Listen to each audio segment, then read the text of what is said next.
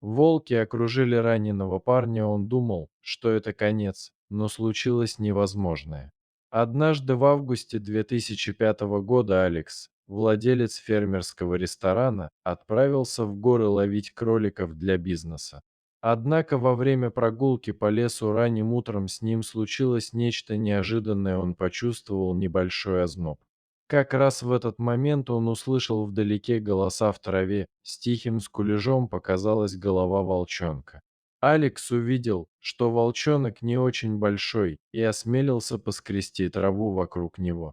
Он обнаружил, что у волчонка сильно кровоточило и по всему телу были видны следы укусов других животных. Алекс наблюдал за волчонком и видел, что он был ранен так сильно, что, если ему не оказать медицинскую помощь, он может скоро умереть. Итак, он медленно взял его на руки и спустился с горы. Вернувшись домой, Алекс взял кусок тряпки, расстелил ее на полу и положил на нее волчонка. Затем он пошел в комнату и достал аптечку. Он достал марлю и осторожно вытер раны волчонка, а его отец помог ему перевязать волчонка. Алекс спросил, чем кормить волчонка, и его отец нетерпеливо ответил, что волки определенно едят мясо и предпочитают курицу. Алексу это показалось жалким, поэтому он немедленно вышел, а через некоторое время оказался во дворе и сказал своему отцу, что хочет, чтобы он взял волчонка к себе. Он сказал, что у них в доме было много кур, поэтому он убил одну, чтобы накормить своего волчонка. Затем они положили курицу и волчонка вместе, и через некоторое время волчонок медленно пожирал тушку курицы. Под заботливым присмотром Алекса травмы волчонка постепенно восстановились, и он сильно подрос. Каждый раз, когда Алекс кормил его, он всегда тесно прижимался к Алексу, как будто Алекс был его родственником. Хотя волчонок был очень послушным, учитывая характер волка, Алекс часто брал его с собой в горы и обучал охотничьим навыкам, чтобы он оставался диким. Алекс решил подождать, пока волчонка выпустят обратно в лес, когда он выздоровеет. Однажды утром, 3 месяца спустя, Алекс покормил волчонка и повел его в лес. Он отвел волчонка на поросший сочной травой луг на полпути к вершине горы. К удивлению Алекса, волчонок по-прежнему отказывался уходить, так что первое освобождение провалилось. Алекс подумал, что, скорее всего, они подобрались слишком близко, во второй раз он повел его вглубь гор. Добравшись до глубоких гор, волчонок пошел впереди Алекса. Алекс мысленно попрощался с ним, затем повернулся и тихо ушел, беспокоясь, что волчонок следует за ним по пятам. Алекс спустился с горы так быстро, как только мог, но когда он вернулся домой, открывшееся перед ним зрелище потрясло его. Волчонок вернулся домой раньше него. Увидев, что Алекс тяжело дышит, волчонок, казалось, решил, что победил, и забегал по двору. Алекс чувствовал себя беспомощным, но не сдавался, и начался третий выпуск.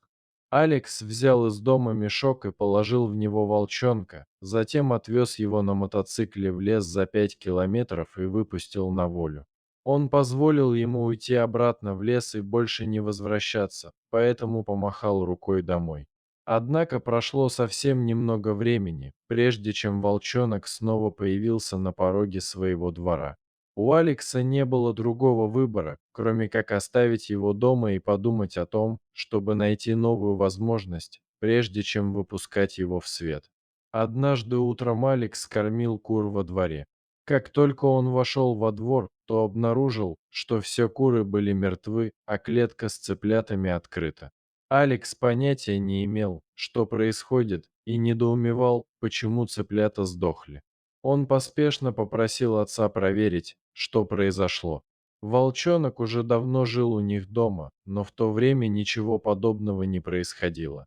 Все цыплята были мертвы, но их не забрали, и они подумали, что, возможно, они убивали цыплят не для еды. Они все еще были озадачены.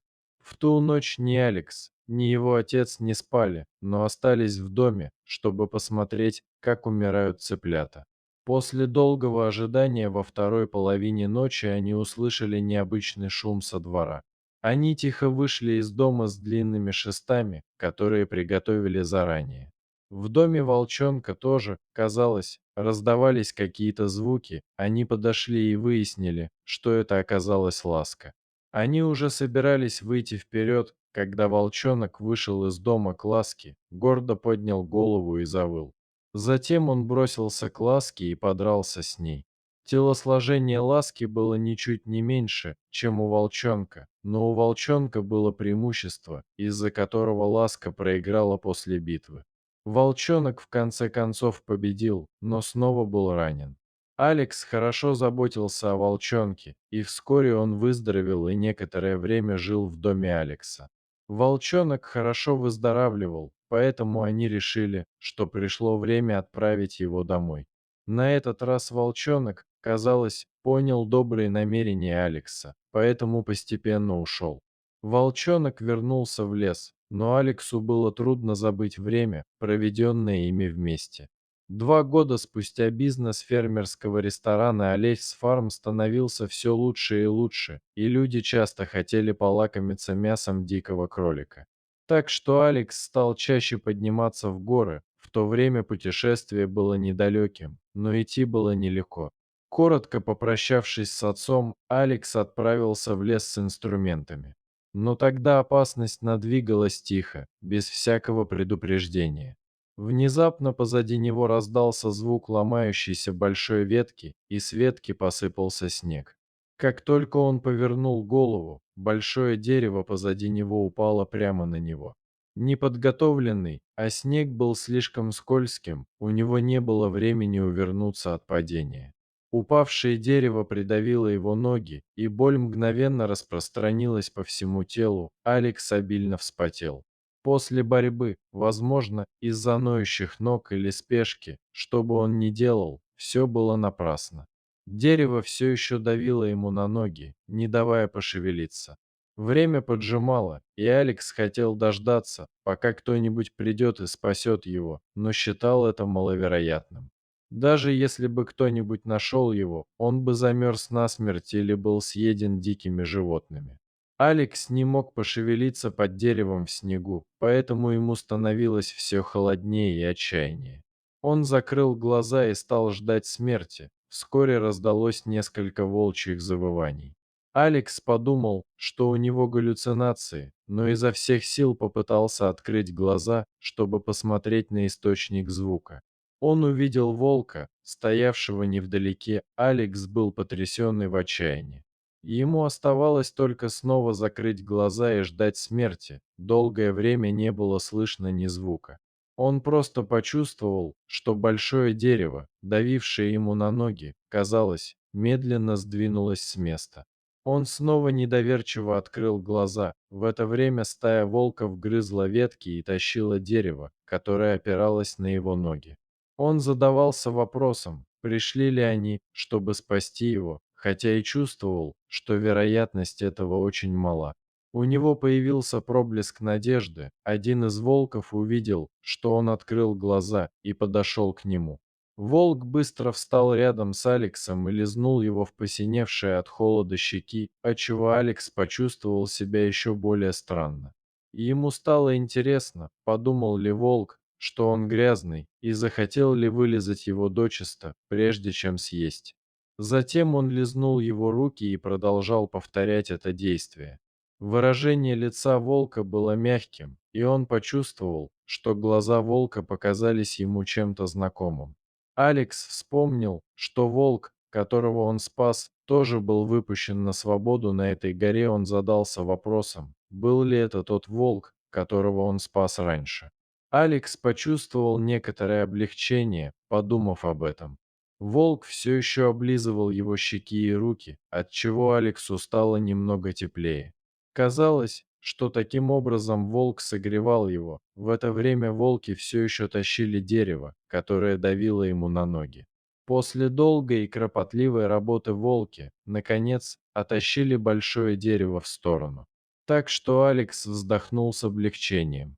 Его ноги напряглись под давлением дерева, но волк увидел, что Алекс все еще не может пошевелиться и лежит на земле, дрожа. Итак, он поднял голову и завыл, и все волки поблизости собрались вокруг. Они лежали рядом с ним, словно желая согреть его своими телами.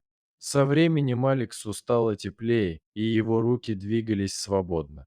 Он с трудом сел, проверил свои ноги и не обнаружил ничего серьезного, просто онемевшие и неконтролируемые. Поэтому ему приходилось продолжать растирать ноги обеими руками. После некоторого растирания его ноги наконец пришли в сознание, и он едва мог стоять, что его очень обрадовало. Только тогда он оглянулся и понял, что волки ушли, оставив на снегу только свои следы. К тому времени, когда он, пошатываясь, добрался домой, было почти темно, но в конце концов он благополучно вернулся домой. Его спасли волки, и он подумал, что это, возможно, Божья награда для него. Если бы он не спас волчонка и не выпустил его на волю, тот мог бы погибнуть. К тому времени животные уже за многое отплачивают, и чувства присущи не только людям, но и животным тоже.